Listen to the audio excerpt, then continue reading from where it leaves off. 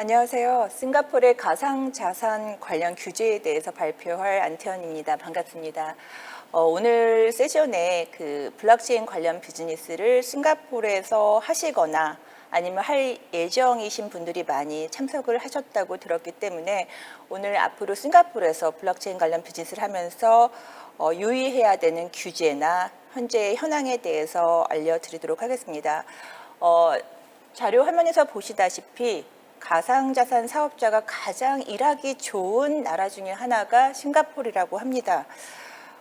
차트에서 보시다시피 싱가포르 핀테크 업계 중에서 19%, 즉 약 5개 업체 중에 하나가 블록체인 관련된 가상자산 사업자입니다.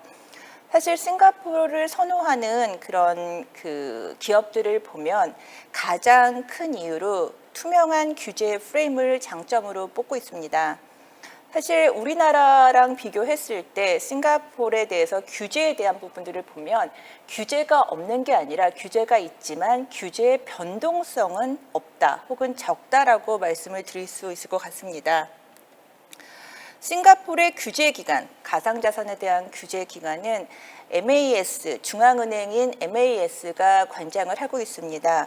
사실 싱가포르 정부는 이제 일을 잘한다고 많이들 얘기를 하시면서 싱가포르 INC 혹은 주식회사 싱가포르라고도 말을 하는데요. 사실 회사에서 일을 추진할 때도 보면 일을 빨리 잘 추진하기 위해서는 확실한 권한을 주는 게 가장 중요하다고 말씀을 많이 하십니다.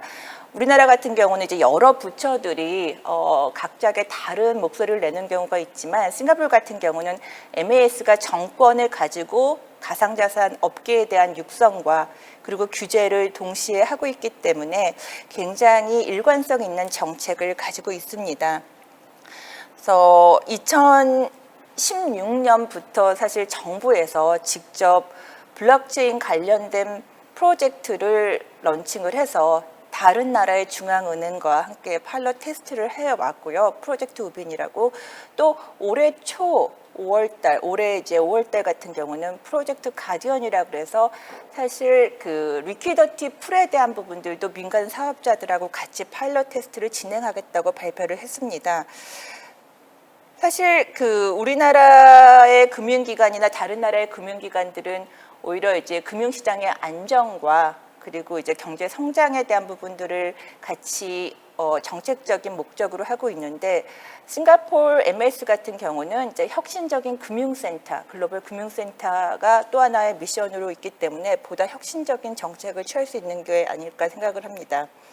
네, 다음은 여러분이 싱가포르에서 가상자산 관련된 사업을 하거나 할 계획이 있다고 한다면 꼭 알아야 되는 규제에 대해서 알려드리도록 하겠습니다. 참고로 싱가포르에서는 블록체인 관련된 혹은 가상자산 관련된 사업을 하시는 분을 디지털 토큰 서비스 제공자라고 부릅니다. 그래서 일단 금융 당국의 정책적인 목표는 어느 나라나 마찬가지겠지만 자금 세탁 방지와 투자자 보호일 겁니다. 그래서 첫 번째 화면에서 보시는 첫 번째와 두 번째 보이는 자료들은 사업자에 대한 라이센스를 규정하고 있는 법안입니다. 첫 번째는 이제 페이먼트 서비스 액트라 그래서 싱가포르에서 크립토와 크립토 간의 교환을 가능하게 하거나 혹은 이제 현금으로 크립토를 살 수 있는 플랫폼을 하거나 이제 거래소 사업을 하는 그런 사업자들에게 이제 라이센스를 규정하고 있는 그런 법안이고요. 두 번째는 이제 FSMB, Financial Services and Markets Bill이라고 해서 올해 이제 4월에 의회에서 통과가 되었는데요. 이 사업자는 이제 싱가포르에서 사업을 하지 않더라도 싱가포르의 법인을 가지고 있고 해외에서 가상자산 관련된 서비스를 하는 경우에 이제 MAS에 등록을 하고 라이센스를 받아야 되는 그런 법안입니다. 아직은 시행되진 않았고요. 주무부서인 MAS에서 이제 시행 시기를 이제 발표를 하게 될 예정입니다. 그리고 이제 세 번째로 보시는 부분들이 이제 MAS의 가이드라인, 주로 이제 마케팅에 대한 가이드라인을 제일 많이 주고 있고요.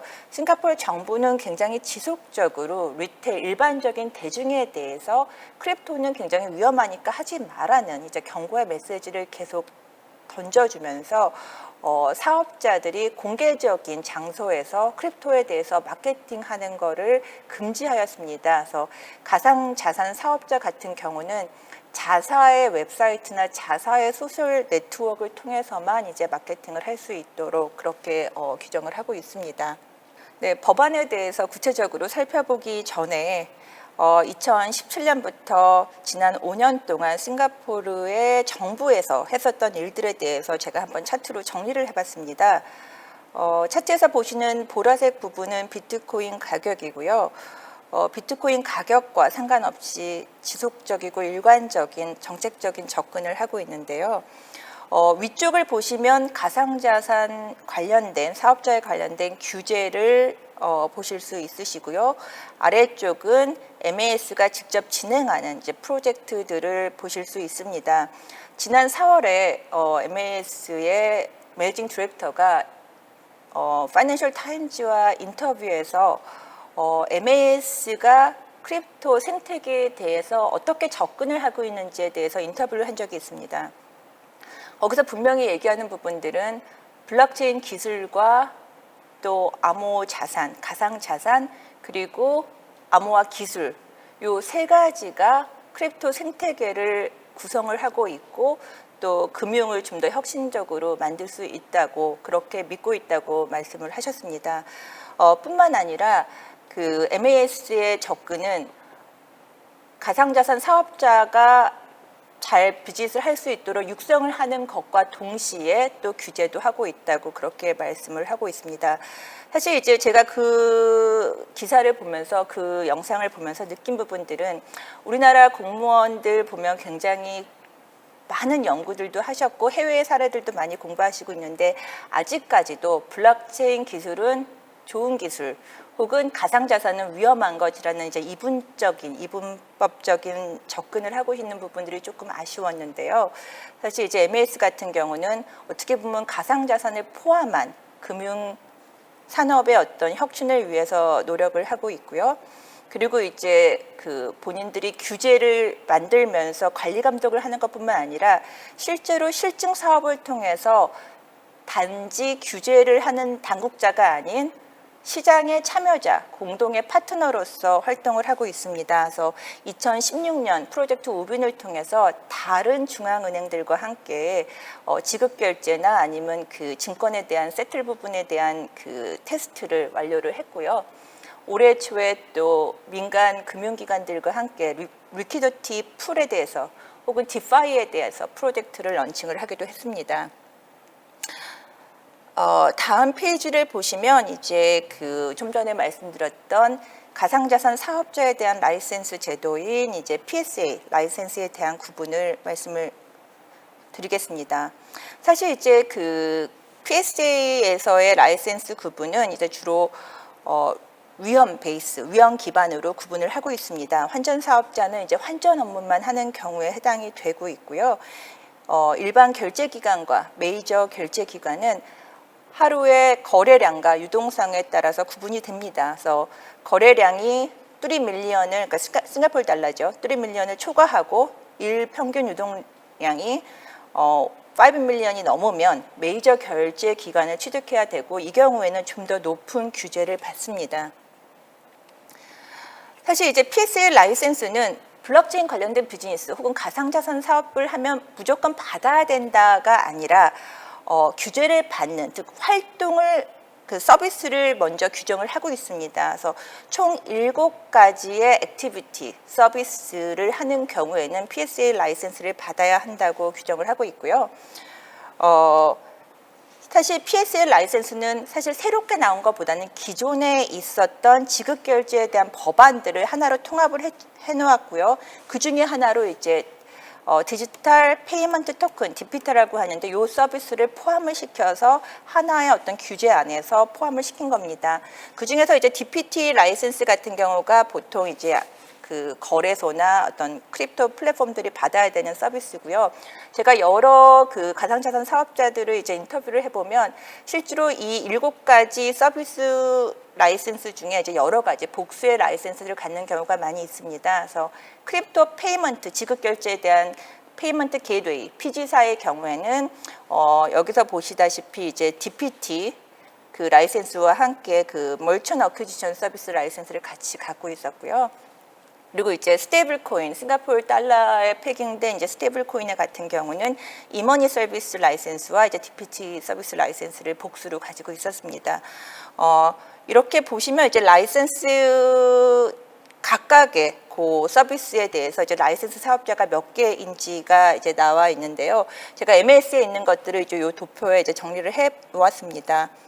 아시겠지만 이제 DPT 같은 경우는 사실 이 다른 PSA 서비스 중에서는 가장 어렵고 취득하기에 시간도 많이 걸린다고 이제 알려져 있습니다. 저희가 이제 많은 이미 라이센스를 받은 사업자들을 인터뷰를 해봤더니 보통 DPT를 받기까지 총 평균적으로 2년 정도 라이센스 준비 기간들이 필요했다고 합니다. 처음에 한 8개월에서 1년 정도가 이제 MES 담당자를 배정받는 데까지 걸렸고요.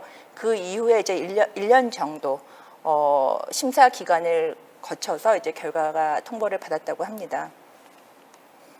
사실 이제 제가 그 만나본 그 PSA 라이센스 받은 사업자들을 물어보면 비결이 뭐냐고 물어봤을 때 거의 공통적으로 특별한 비법이 없다고 얘기를 합니다. 정해진 요건에 따라서 사실 준비를 하면 받을 수 있는 거고, 그 중에서 가장 중요한 부분들은 이제 역시 자금 세탁에 대한 통제, 내부 통제에 대한 부분들을 가장 중요하게 봤다고 그렇게 답변을 받았습니다.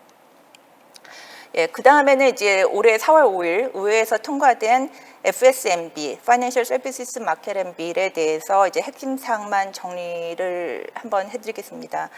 총 법안은 400페이지가 넘습니다. 그래서 사실 크게 보면 이 골자는 MAS, 안 그래도 이제 권한이 꽤 많은 이 MAS의 금지 명령 처분의 대상과 권한을 확대한 것이고요. 두 번째는 이제 가상자산 사업자들의 어떤 자금 세탁이나 테러 자금 조달 방지 체계 강화를 위해서 싱가포르가 아닌 해외에서 서비스를 하는 경우에도 싱가포르에 법인이 있으면 MAS에서 라이센스를 받고 규제와 감독을 받아야 된다라는 사항이 골자라고 말씀드릴 수 있을 것 같습니다. FSMB는 아까 말씀드린 것처럼 갑자기 튀어나온 건 아니고요. 그 2019년 채택된 FEDF, 즉 국제 자금 세탁 방지 기구에서 모든 가상자산 서비스 제공자들이 법인이 존재하는 나라 주리딕션에서 라이센스를 받거나 등록을 해야 된다고 명시를 하고 있었고요. 그러다 보니까 이제 2020년에 MAS에서 컨설테이션 페이퍼를 발표를 했습니다. 약 99페이지의 컨설테이션 페이퍼였고요. 당시에는 이제 옴니버스 법안이라는 이름으로 발표를 했었고 입법화가 예고가 되었기 때문에 이제 많은 가상자산 사업자들이 준비를 했었습니다. 그래서 아직까지 이제 싱가포르에 계신 법인들 중에서도 이런 부분들에 대해서 준비를 안 한 분들 같은 경우는 다시 한번 요 법안에 대해서 살펴보시고 이 법안이 시행되기 전까지 어느 정도 전략들을 마련을 하셨으면 합니다.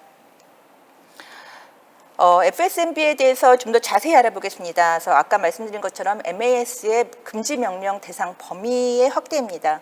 과거에 이제 MAS의 규제는 증권선물법, 금융자문법, 보험법 그렇게 기존 법령에서 정의된 대상과 행위에 대해서만 금지 명령 처분을 할 수 있었습니다. 그런데 이제 향후 복잡해지는 이런 금융 환경 속에서 이렇게 법에 따라서 하는 그런 업이 아니더라도 MAS에 어떻게 보면 규제를 받는 활동에 대해서, 액티비티에 대해서는 금지 명령을 하겠다라는 부분으로서 MAS의 권한 확대를 명시를 하고 있습니다. 두 번째는 이제 자금 세탁과 테러 자금에 관련된 조항이고요. 사실 싱가포르 같은 경우에는 상대적으로 크립토 관련된 규제가 친화적이라고 생각을 해서 많은 법인들이 싱가포르에서 비즈니스를 하려고 하고 있습니다. 사실은 이제 싱가포르인을 대상으로 하기보다는 법인을 만들고 이제 해외 사업을 하는 부분들이 되게 많이 있었는데요. 사실 이런 법인들에 대한 자금 세탁이나 테러 자금 조달에 대한 리스크 부분들을 없애기 위해서 이 부분을 좀 더 강화를 했었습니다. 그리고 이제 PSA와 조금 다른 부분들은 DPT 사업자에 대한 범위를 좀 더 확대를 했었는데요. 기존에 사실은 이제 거래소나 아니면 이제 사고 팔 수 있는 크립토를 사고 팔 수 있는 플랫폼에 중점적으로 되어 있었던 거랑 조금 더 확대돼서 파이낸셜 서비스 앤 마켓 빌에서는 디지털 토큰 거래, 또 디지털 토큰을 교환하게 돕는 행위, 그리고 이제 대가를 받고 타인에게 사도록 팔도록 하는 브로커리지, 그리고 커스터디, 원래 서비스 등 다양한 한 6가지 정도의 이 서비스를 규정을 하고 있고요. 이런 서비스 사업자들은 이제 라이센스를 신청을 하셔야 합니다. 네, FSMB 시행을 앞두고 준비를 하고 있는 싱가포르의 여러 사업자들을 보면 한 4가지 정도 유형으로 구분을 할 수 있을 것 같습니다. 사실 제가 관찰한 바에 의하면 첫 번째 유형은 철새형인데요. 규제 아비트러지를 쫓아서 사실 이제 짐을 싸갖고 다른 나라로 가는 경우들이 많이 있습니다. 사실 바이빗이나 이제 바이낸스 이런 회사들 같은 경우는 이제 두바이로 옮겼고요. 또 최근에는 뭐 파나마, 건지, 뭐 BVI, 뭐 다른 규제가 없는 규제 청정 지역으로 이제 짐을 싸서 옮기는 그런 철새형이 있습니다. 다만 이런 경우에는 조세 회피 지역 등에 대해서 법인을 설립할 경우에는 각 나라의 세무당국에서 굉장히 주시하고 있다는 점들은 간과를 하셔야 할 것 같습니다. 두 번째 많이 보여지는 형은 이제 곰형이라고 제가 이름을 붙였는데요. 어차피 싱가포르뿐만 아니라 다른 나라들조차도 이제 가상자산 사업자에 대한 규제들을 강화하고 있는 그런 시기입니다. 그렇기 때문에 계속 어디까지 그 규제가 없는 나라를 쫓아서 가기는 쉽지 않기 때문에 싱가포르에서 정면 돌파를 하겠다 이런 기업들도 많이 보입니다. 대부분의 경우는 이제 이런 라이센스 제도에 대해서 요건을 맞출 수 있는 준비가 되어 있는 기업들이 많이 있고요. 사실 어떻게 보면 이제 제도권에서 비즈니스를 하기 위해서는 사실 가장 지속 가능한 방법이기도 합니다. 다만 이제 싱가포르 정부는 규제를 만들고 또 시장 참여자들에 대해서 굉장히 밀접하게 모니터링을 하고 있기 때문에 또 이런 마이크로 매니지를 당할 수 있다는 부분에 대해서는 어느 정도 인지를 하고 계셔야 할 것 같습니다.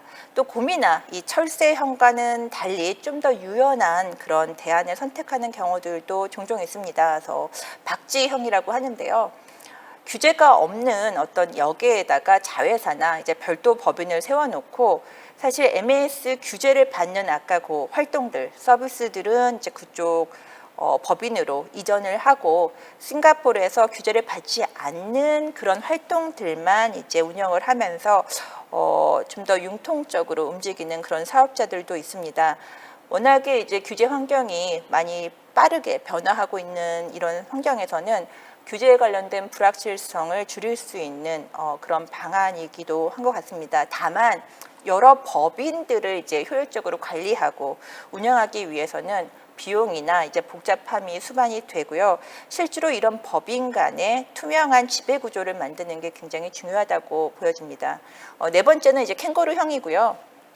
아기 캥거루가 자생적으로 생활하기 전까지 이제 어미 캥거루의 주머니 속에서 보호를 받는 것처럼 자체적으로 라이센스를 받기 전까지 규제에 보호막이 되어줄 수 있는 기존의 라이센스를 받은 사업자들과 이제 투자나 혹은 전략적 파트너를 통해서 돌파구를 찾는 경우들도 종종 있습니다. FSMB에 의하면 이미 PSA나 아니면 기존의 다른 금융법의 라이센스를 받은 사업자들은 제외되기 때문에 싱가포르의 MAS에서 라이센스를 받은 사업자들과 파트너십을 하는 경우들이 굉장히 많이 있고요. 실제로 이제 제가 인터뷰했었던 많은 라이센스를 받은 사업자 같은 경우는 시장이 이제 뭐 한국 마켓이 워낙에 또 비중이 크다 보니까 이런 파트너십에 대해서 굉장히 오픈 마인드를 가지고 있는 경우들이 꽤 많았습니다. 다만 이제 이런 회사들 같은 경우에는 기존의 자기네들의 비즈니스 라이센스 받은 부분들이 있기 때문에 모든 가상자산 사업자가 사실 파트너십이나 어떤 그 투자나 이런 거에 적합하다고 말씀드릴 수는 없을 것 같습니다. 그리고 또한 이제 비즈니스를 하기 위해서 어느 정도의 의존도가 생긴다는 부분들도 좀 감안을 하셔야 될 것 같습니다. 그래서 사실 이렇게 네 가지 이제 제가 관찰을 했었던 네 가지 유형들을 보면 각각의 장점과 단점이 다 존재를 합니다. 사실 하나의 정답이 있는 것은 아니고요. 각각의 비즈니스의 어떻게 보면 전략과 그리고 계획에 따라서 달라질 수 있는 법안이고요. 또 이런 그 구조를 만드는 데 있어서 현지 법적인 어떤 자문과 전문가들의 이제 의견들이 매우 듣는 것이 중요할 것 같습니다. 결국은 이제 사업을 하면서 사업을 성장시킬 수 있고 또 규제에 대한 리스크를 줄일 수 있는 그런 솔루션을 찾는 게 결국은 이제 사업자들이 앞으로 해야 되는 이제 숙제라고 생각을 합니다. 여기까지 이제 제 발표를 마치도록 하겠습니다.